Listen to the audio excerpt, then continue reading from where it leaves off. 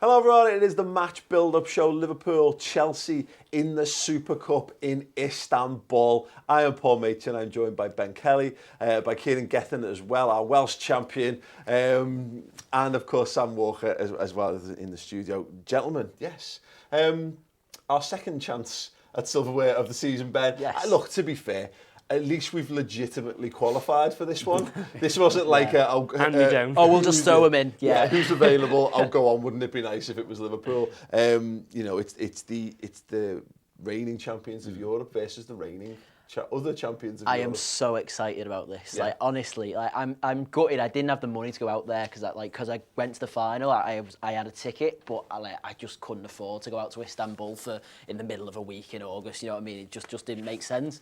But I would love to be going out there. I'm so jealous of you guys. I just cannot wait because I think partly because it's Chelsea. It's a good chance to put down a marker against Chelsea. But also, you know, like, I've seen a few clips over the last few days, like previous years, where they come out and they're both holding the trophies, like Barcelona. I think it was Barcelona and Sevilla one year, and they're both holding the trophies, walking out, and we're going to be doing that. And it's all just a big occasion of just another big European Cup final, and it just, oh man, I can't wait. It's so weird because I've not really thought about it, Kieron. You know, I mean, I'm flying out tomorrow morning. I'm not sure how that's possible. Like, I'm not sure how we're here, right balls deep in a season already. So far, playing for our second piece of silver, you know, our second chance at a piece of silverware so far this season. But yeah, I bet Ben's got a spot on there. You know, I think in years gone by, you think of the Super Cup as like, look, it's classed as a major honour, but you know, it's also a bit of a trinket in some feels regards. like a charity shield type of thing. Yeah, it's got, but it definitely has that kind of vibe to it. But at the same time, you know, it was mentioned last week. It's on that board in Melwood when they've got the silverware that they use to like motivate the players and show what you've won. It is important to Liverpool, and the fact that it's Chelsea. I think if it was like another European side, I'd be looking forward to it the same way that I look forward to any European game. Yeah. But it being Chelsea, you know, kind of like it being Spurs in the Champions League final, it adds that extra spice to it. Yeah, for me, like you said before, as a sportsman, I want to win no matter what, and I want to win all the time. And if there's even though I'm absolutely nothing to do with the club apart from I love it, I still feel an immense sense of pride when we go and win something. So I will be feeling so proud, and I am really excited for Wednesday night. I can't wait for it. Absolutely, Sam. You know, I think similar to the Community Shield, it's got that. There's a nice quality in so much as if you were to lose it, it's not like you've lost the Champions League final. But I don't think Liverpool. I think it's, again, like the Champions League final, it being Chelsea, it adds stakes to this game that it would be fucking unbearable if we didn't. So there should be no excuses. Look, Chelsea will be going flat out for it because look, Lampard is having come off the back of a 4-0, you know, hammering at Manchester United. He's been at that club long enough to know that managers don't last long. You know, he'll know that he wants to get something on the board just so he's got, you know, something in his defence when he gets called in front of Abramovich 3 months into the season to go, what's going on? Yeah, and he's like, oh, look, shiny thing, Roman, look at that, go and distract yourself for a bit. I think it's I thought before the weekend there's a bit of a free for Chelsea, but I don't think now. I think he's spot on. I think they're going to be gunning for this game. But I really want us to win this. Before the Charity Shield, I didn't think, whatever it's called, I didn't think we were going to win it. I just thought this were a better place than we should have bloody won it. Yeah. But I think we've got to win on Wednesday. We need it. After not winning that, the fans want it, the players want it. I think it means a lot. I think Klopp's going to be absolutely gunning for this. Klopp's got that same mentality. He wants to win everything.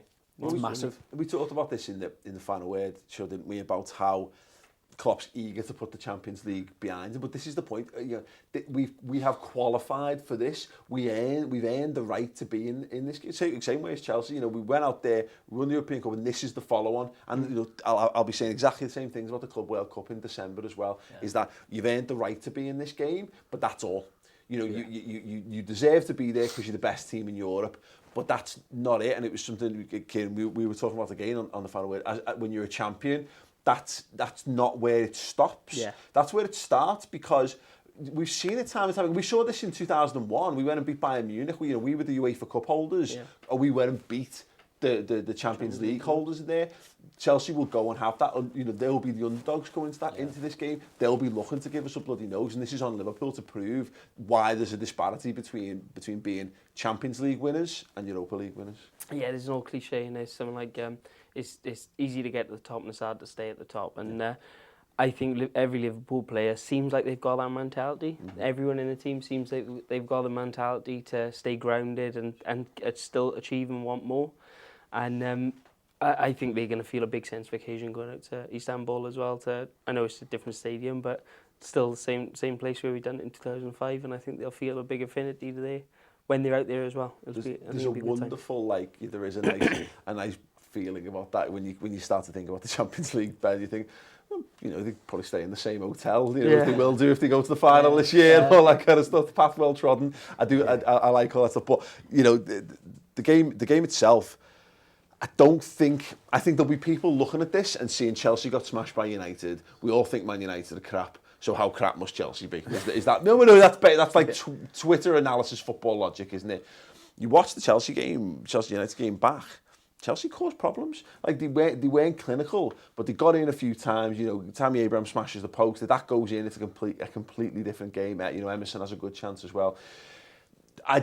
These aren't to be underestimated, and look, the name itself should mean that they wouldn't be, and the fact that we've got quality manager, quality coaching staff. But I think from a fan perspective, we shouldn't be looking to take this game lightly. I wouldn't be diving into excessive pre-match banter wars over this one because it's going to be a very, very competitive game. It's going to be a tough game, but you know, you touched on there about Man United.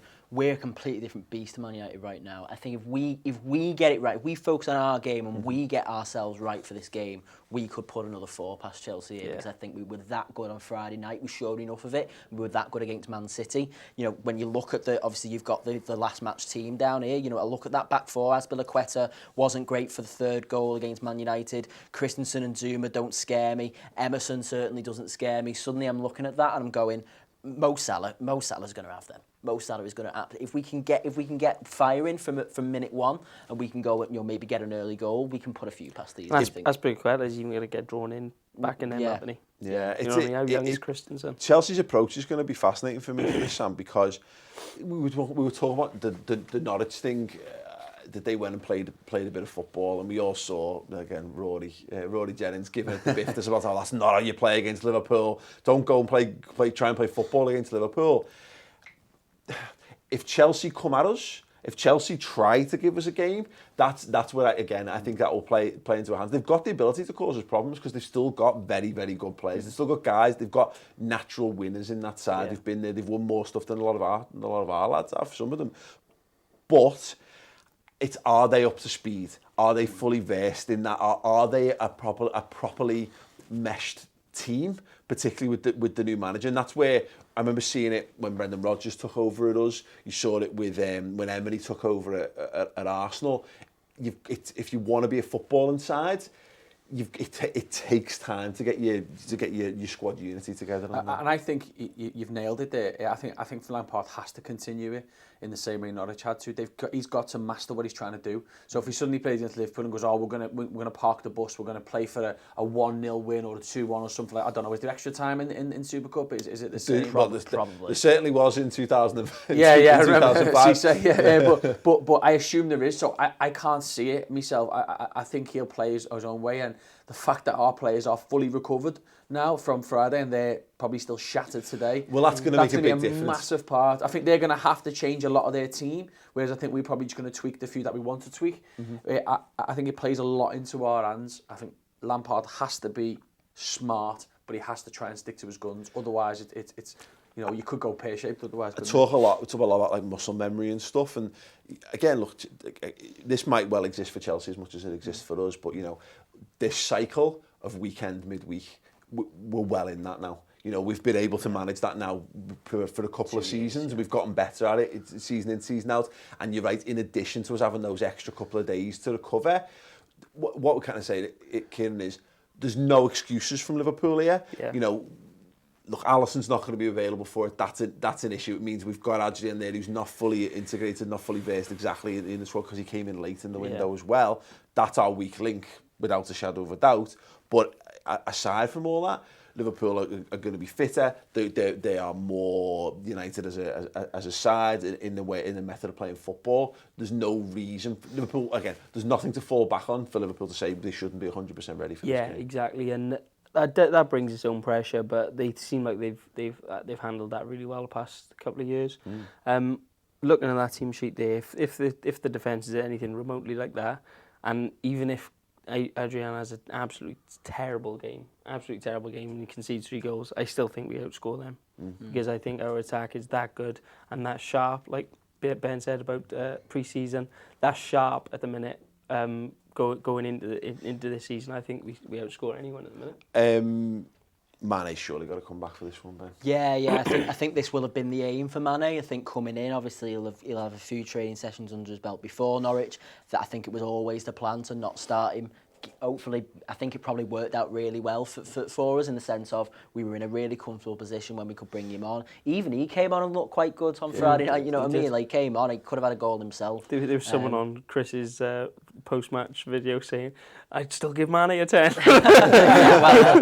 So obviously he's come in and he's putting a good performance there. And I think the idea will be now we're going to play the front 3 for the first time. Just again, we talked a lot on the final work about picking up where we left off, just unleashing them again and letting them do their thing, and that should bring us a good result. I agree. It's a big one this for Mane, and I think obviously we've not seen Klopp's pre-match press conference ahead of this, but he talked to him about the Community Shield, and he was so like, no, it's a final, no, it's a piece of silverware.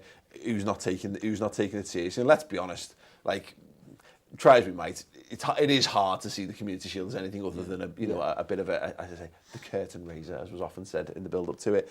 Jürgen will want this, and you're dead right. I think he's looked at those early fixtures and gone, we can make do without Mane. We can get Mane up to speed because I trust in what we've got. But it wouldn't shock me if he was presented the option, and that option by his fitness staff is, you can either have Mane for Chelsea or you can have him for Southampton. Chelsea. I think it's Chelsea all. I think it's Chelsea all day. Yeah, definitely. The thing is as well, I mean, there's been loads of debates about this, about the major honours and all that, but Liverpool have put the Super Cup on our honours wall for a reason. Yeah. I honestly think we are going to be so focused. I think it'd be dead interesting to see, actually, in playing devil advocate, what we were saying before, is whether Lampard actually tries to go the other way and goes, it's the Super Cup. It doesn't mean nothing. Just out of pure, Liverpool could tank us anyway and kind of go a bit different. It's going to be interesting to see, but I think, like Ben says, if we do our thing, we play our game, we'll do the job. I just wonder, and Lampard and Solskjaer's been doing this, I just wonder whether Lampard's approach is, his thing is like, I'm a winner. Trophies are important, because that's what you've got to do. You've got to come into those clubs and go, this club exists to win trophies. You can't call yourself a legend of this football team unless you've won shiny things and held them over your head. No, but and that's, I just think that's probably has to be his shtick. He's not he's not a tactical master, is he? He hasn't got all his experience as a manager to call back on. All he's got is, I'm Frank Lampard, I'm boss of footy, and I won loads of stuff. And these are my stories about how I won it. Yeah. So I don't think he's got a choice but to throw everything at this game. And I think as a result, it's going to be a hell of a game. And I think they will cause us problems. But like you say, Liverpool have got ability plus heart and determination, and I think if you've got all that, then more often than not things will I don't think, other than in goal right now, I don't think there's an area on the pitch that they're better than us. No. So no. Other than that, and for that reason alone, I think we should win this game quite well. Was Kante injured? Why didn't he play? He came off the bench, didn't he? So he was recovering from an injury, so he's just... So he'll play, but he still might not be quite right. Okay, because he's the only guy in their squad I look at and go, ooh. And maybe William, who didn't play, but I don't think he gets. He didn't get on. He didn't get on at all, though, did he, William? No. Am I right? He didn't get on at all. He fall asleep for the last. He brought Pulisic and he brought Kante on, and I can't remember. Giroud. Giroud will start. Yeah. And I think that's actually why Matip's been kept back as well. I think we've got Gomez up to speed, given the opportunities. But I think if you've got a big lad there centre forward, I mean, don't get me wrong, Gomez is perfectly capable of handling whatever's thrown at him. Yeah. But I think Matip, for me, that's one of the reasons why he's been getting ready, because his height will make a big difference. That's going to be their big threat in that regard. Sam, the Adjan thing is touched upon it. That's That's the major concern. I mean, I'm glad that at least he got a good chunk of a game there against Norwich just to get himself settled in. There'll be some intensive training in the build-up to it. In some regards, I don't know if he's a better goalkeeper than Mignolet or not. And some people will naturally say he is because he's new to us and different to us. Yeah. But the one thing that he has got going, and he might be prepared to fill a bag full of baggage by the end of this game. But we don't carry negative connotations of him going into this game. We always knew what we were getting with Mignolet, and he always kept us on edge because of his limitations. Adrian might well possess all of them and more. But at least no. But yeah, exactly. We're going into this game with that. I'm just quite looking forward to seeing him as a goalkeeper more than anything. From what I remember of him, he was a good shot stopper. Yeah. A lot of these kind of goalkeepers, shot stopper makes him go, which is probably what we're going to need. What he probably needs to do in this game, well, from a fan's point of view, I'm sure Klopp might say it differently, but he needs to just keep it simple. Yeah. I mean, that's one of the things Alisson does. He's crazy, isn't he? He tries all sorts. But don't do that. Let Alisson do that, because that's why he's Alisson. Yeah. But if he just keeps it simple, when he needs to play it, like it's 1-0 with 5 minutes to go, off you go, mate. Don't start trying to roll out, playing 1-2s with Matip in your box. Keep it simple, And I think he will. He's not going to be daft, is he? Yeah. No. You don't want to screw this chance up. And he'll be 100% concentrated, because he will know if he can put a performance in this game, it'll be easier for him going into Southampton. And then when Alisson comes back, Klopp won't have a big decision to make because he'll want to put Alisson in, but it's just he knows. And then when we play the cup games, everyone's ready. It's perfect. It's a massive opportunity for Adrian, and that's the right way to look at it, by the way, because you could easily look at it and go, as Adrian, and go, well, if I mess up here, then the fans aren't going to be with me. You just cannot afford. You just cannot afford to do that. You've got to look at it and go, okay, well, I've got an opportunity here to just make everybody okay with me being a thing at Liverpool. Positive knock-on effect, as mentioned. He's almost certainly going to be our domestic cup goalkeeper. He's, for once, he's going to go into those domestic cup games having played games of football for us, which is a potential bonus, unless he's teared between now and then, and we're just forced to put Alisson in for every game, which I'm cool with as well, to be fair. Longerhan, what is that saying? Andy Lonergan, or something like that. Oh yeah, Kieron Keller will come in, he'll be nailed on second choice. But that's the thing, potentially, hopefully down the line, he puts a good couple of performances in for us in the coming weeks. And he's just established then, isn't he? And hopefully that has a tangible knock-on effect as the season moves on. Right, we're going to talk about preferred 11s in a moment. Before we do, I'm going to tell everyone, if you haven't heard already, there was a book.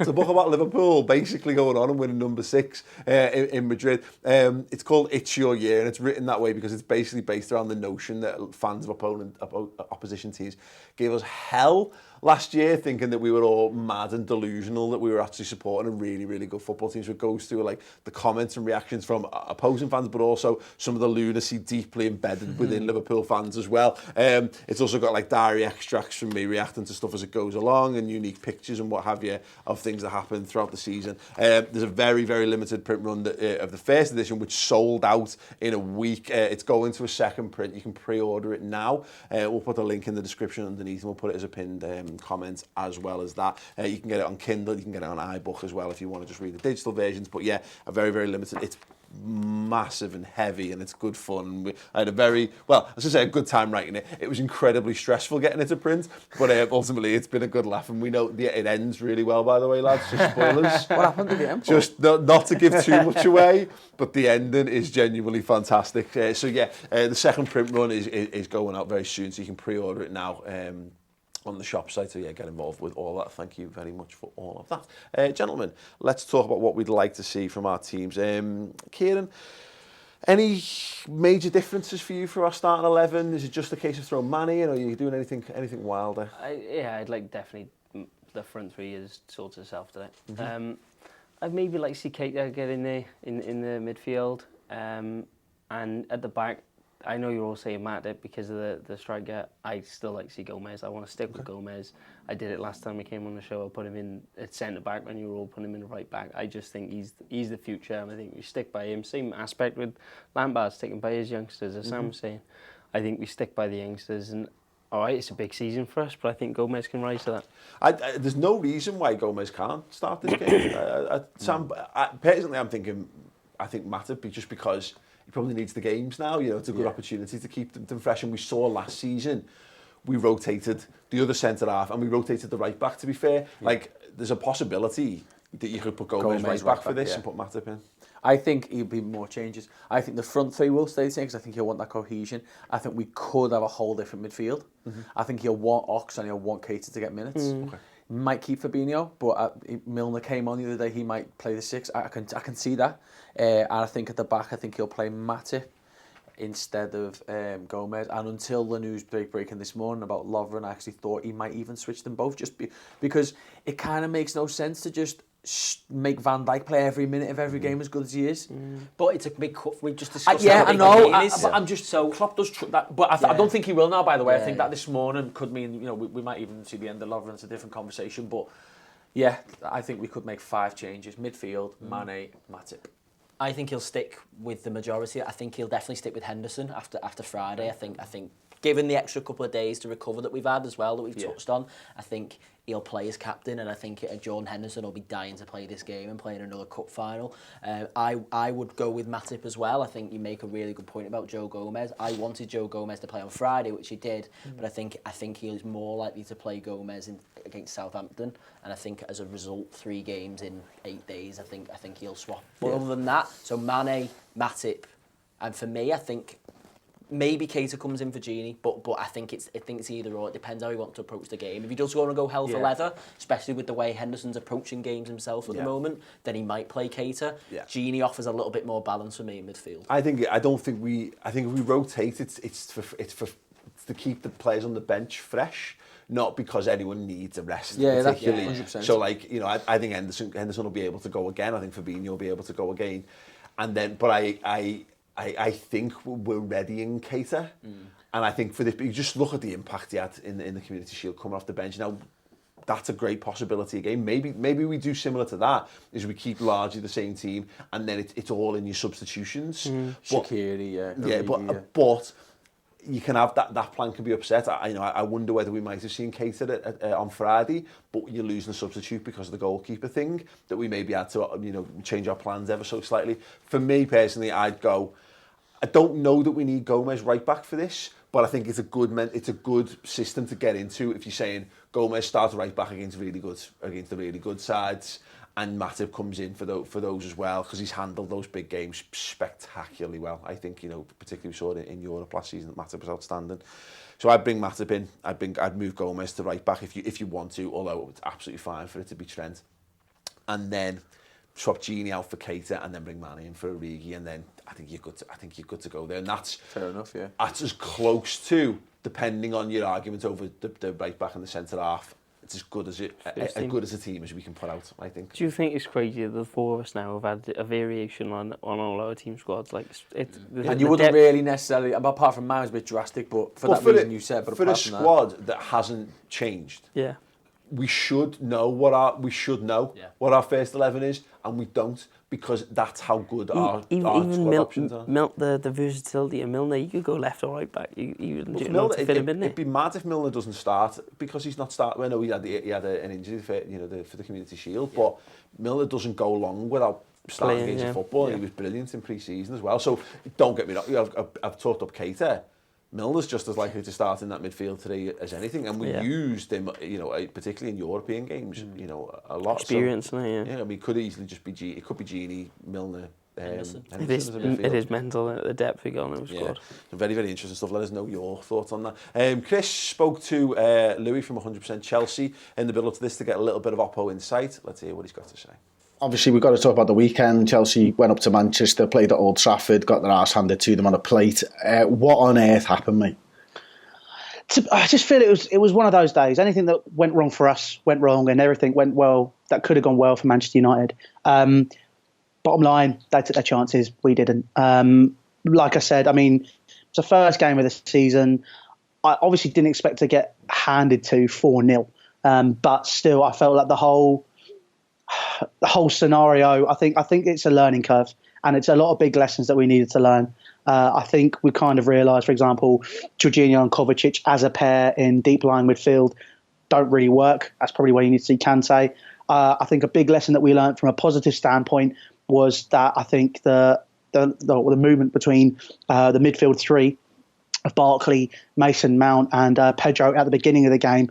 It was really nice. They were really collaborating really well. And Tammy Abraham looks like a centre forward who's very different to what we've been used to over the past few years with Morata and Higuain, where he actually wants to take a shot and wants to get stuck in. So, for me, there's positives and negatives, but it's the first game of the season, and hopefully everything we learned from that game we can start actioning in the Premier League and obviously other competitions as well. Right, okay then, gents. How do you think this one's going to go, Sam?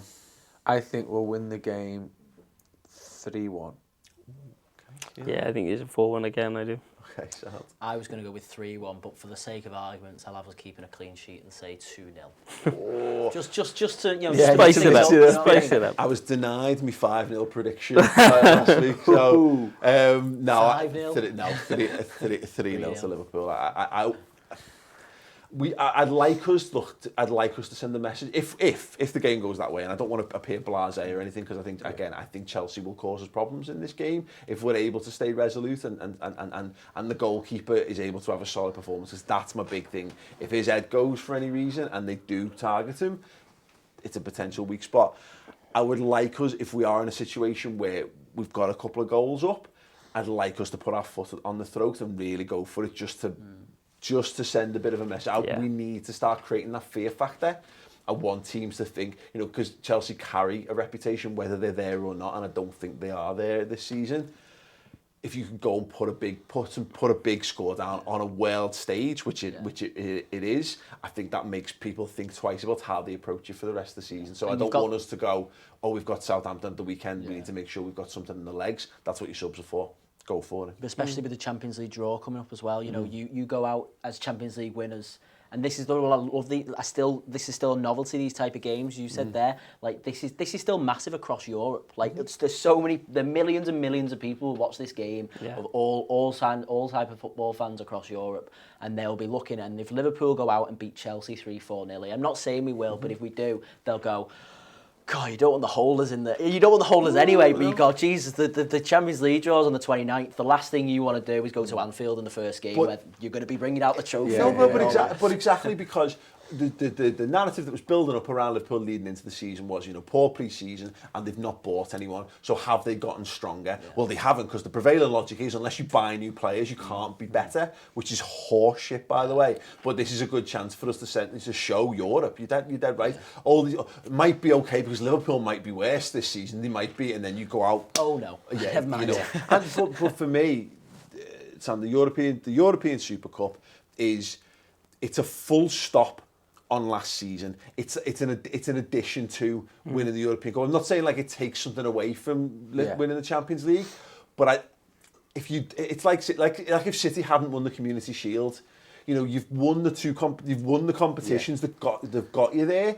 It doesn't take a shine off, but it adds to it. I think it completes the package. Yeah. I think if you don't go and add that to it, then it's not the Chelsea same. end up feeling better about their win, and we don't feel better about ours. Absolutely. And we're the A side, aren't we? We're the home team. We've got 5 times many fans as them there as well. It's Istanbul. It's us. This is us for the taking, like you say. This is us to go Super Cup, World Club Cup, and whatever else we bring. Let's get greedy. Absolutely, completely agree with that. Let's be greedy. And if you're greedy for Liverpool content, make sure you head over to the redmentv.com and you're like, that's right. Saj's been sat looking so sad. There you go. I've just made his day. Ben, you got the Around the League coming up? Yes, we do. We've got a lovely in-depth chat about the first weekend of fixtures. That's going to come out tomorrow. So we're going to talk about VAR. We're going to do I want to include a little bit of fancy league stuff and stuff like that. It's a 3-man show at least at the moment on the couches, maybe even 4 if there's people around. Different formats to last year. Me, Ross, some guests. Go over to the Redmen TV and have a little look at it. Absolutely, perfect. So sign up. It's completely free for the first month, and you get all that amazing extra content, including interviews with the gaffer and loads of Liverpool's current players and past and present as well, including a little chat in Rome with the man, the legend, Lucas Leiva. As mentioned earlier on, if you want to go and buy the book, you can do. Link in the description and in the comments section. Other than that, thank you very much for watching, for listening, and for subscribing to the YouTube channel. We'll see you all very soon.